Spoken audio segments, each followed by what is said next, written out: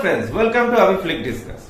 Antman Scotland, that is Paul Rudd, is living a life that doesn't make sense according to him, and so does this movie according to many viewers including me. Antman's daughter Cassie, that is Catherine Newton, now living with Hope Van Dyne, that is Evangeline Lilly, and her genius parents Hank Pym, that is Michelle Douglas, and Janet Van Dyne, that is Michelle Pfeiffer.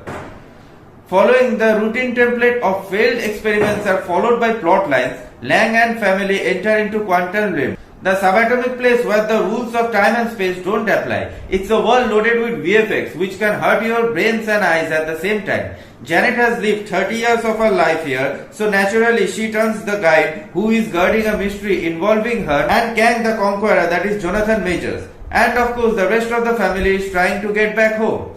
Jeff Loveness's story serves more to the Marvel Cinematic Universe than his superhero realm and storyline. Ant-Man as a superhero doesn't hold as much of an identity as Marvel superhero in the past. It's about Kang, it's about Janet, hell it's even about Cassie. The quantum realm design is nowhere near the dystopia created by Black Panther's Wakanda or Thor's Asgard. It's just a confusing amalgamation of some trippy elements with a Star Wars meat. Dune Kinda, world having beings who look like broccoli. William Pope's cinematography is overshadowed by the extremely heavy VFX panning, as there are hardly any sequences boasting even decent camera skills to talk about.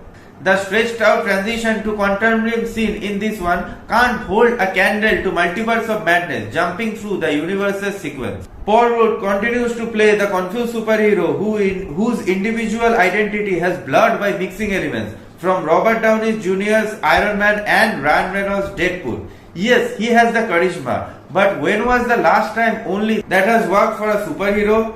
Evangeline Lilly too is cruising towards making Hope a hopeless character. The physical approach towards Wasp holds her back from molding herself as a superhero. Jonathan Majors' Kang deserved a better launchpad than this. He definitely would do a lot better than this. But if the first impression is considered to be the last, then let us remember he who remains from Loki and not Kang from this one.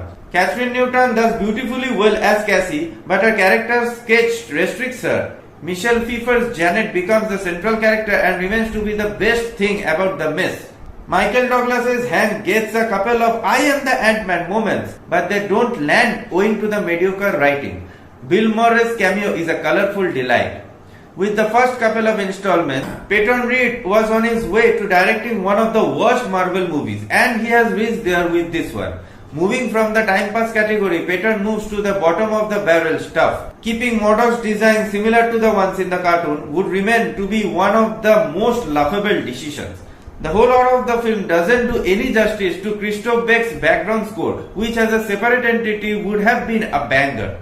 All said and done, Ant-Man and the Wasp Quantumania starts Marvel's Phase 5 on such a low note that anything from here would look good. Unfortunately, this one just doesn't fly. Thank you for watching the video.